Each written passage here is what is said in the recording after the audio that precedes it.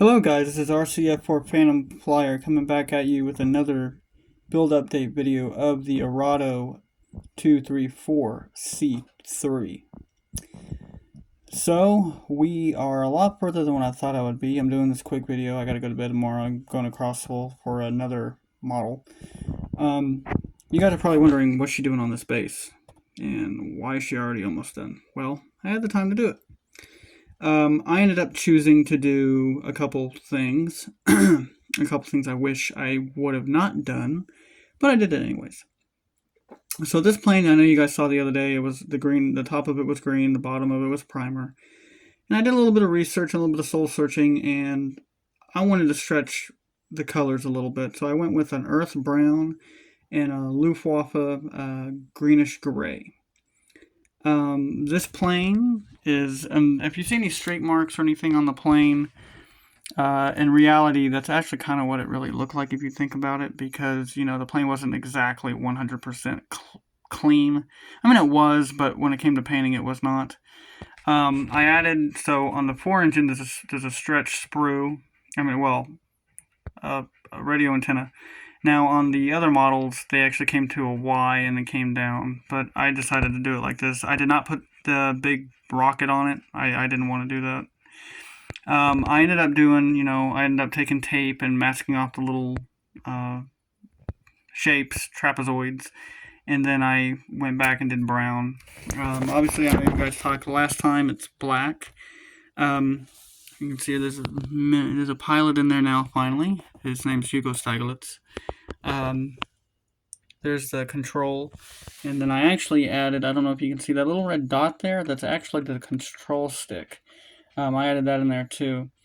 There's one thing I didn't, so I do a lot of super glue work on some of my planes just in case if it drops or breaks, etc. Like the landing gear joystick, I don't want it to break on the inside and then you have a problem having to pry open the canopy. I don't want any of that. So I ended up painting everything black, putting the pilot in, and then after I added the joystick, I forgot to paint over the little bit of super glue that's holding the joystick down. I mean, it's not bad. I don't know if you guys can see it. It's actually not.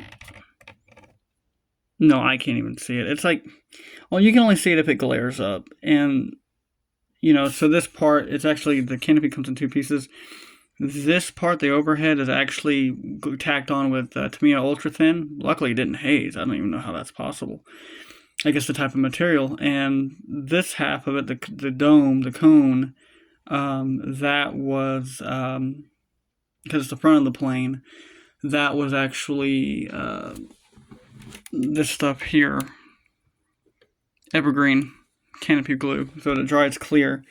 But other than that, man, the plane came out beautifully. It's a little bit overdue, but I chose this paint scheme up underneath. It's that German greenish gray, and then the top is the brown. I have it on a snowy background just to see, what it would look like, because there was actually a lot of German airplanes that would take off, like this one's, like, it's the end of the war, and this one has to, and the antenna is stretch sprue. I learned how to do that tonight. It's a little thick for my liking, but, for the type of plane it is in the era and the plastic, why not, right? Here's the side view of the plane. There. It doesn't have rockets because it doesn't have jettison rockets. It doesn't need it because it's a 4 engine. I wish I had ground crew. God, I wish I had ground crew. This is my favorite shot right here. Oh, that's my favorite shot. Ugh. Just that dihedral of the wings, and you can just get a glimpse of the real thing if you really thought about it. So, yeah, I'm not, so the joystick, I'm going to be thinking about that, with a little bit of super glue, and it's on there, and I should have painted over it, but, like I said, you're not going to see it, because sometimes super glue kind of dries, if you do a little bit of it, it'll dry kind of clear, that way you can't see it, like right now, let's see, so you guys can't see it, so that's good. I mean, it's not really a lot, it's just, maybe I did paint over it. Yeah, actually I did. Well, anyways, I mean, it's barely there. You can barely see it, but Other than that, the main idea was the canopy on this plane, because all the visual interest is in the cockpit. So, because there's so much bubble canopy work. So and then I ended up, now for the scope on the top of the fuselage, on top of the canopy, that's what looks back at enemies. I chose to get it from the A model because the C2 model, because that one was a more streamlined, and I liked it. And I put it on there. It's just tacked in, and then I painted it black. All these colors are acrylic. But in the next couple days, I'm going to go and use, where did it go? I'm not going to do gloss because I don't want to do gloss. Let's see. My cats are playing. Satin. I'm going to use a satin varnish. It's kind of like more of a dull. I can use a satin or a matte. Probably more of a matte, because that's kind of what they kind of look like back then, more matte color.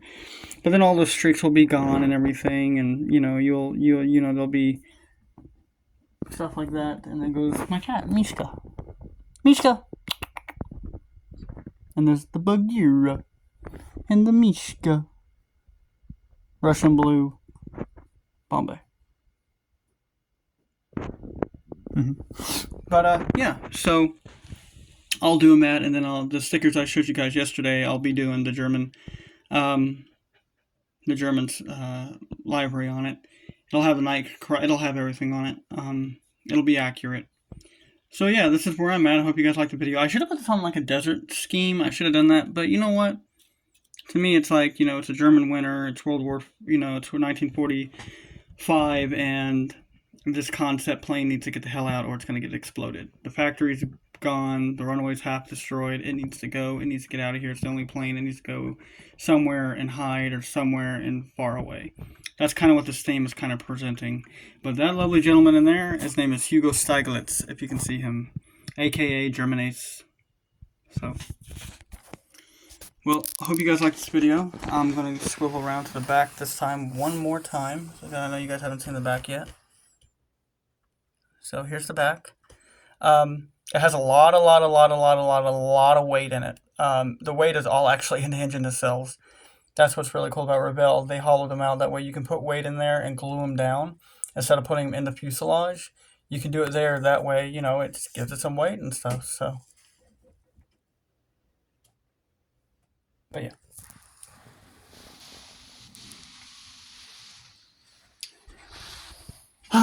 Alright, well, this is RCF4 Phantom Flyer. I hope you, sorry, I'm a little under the weather, but I'll get over it. And I will, it's just a change of the weather. Everything is changing, hot, cold, it's just been a horse crappy, time. But I'll be okay. I have faith. I'll be alright. Tomorrow we're going to Crossville, at this place called Hobo Models. Don't ask. And my wife's going to take me out there, and we're going to go buy a couple models, So this is a vintage kit from 1973. So anyways, hope you guys liked the video, and I'll be giving you back on another update soon. So take care, guys. Have a great weekend. Bye-bye.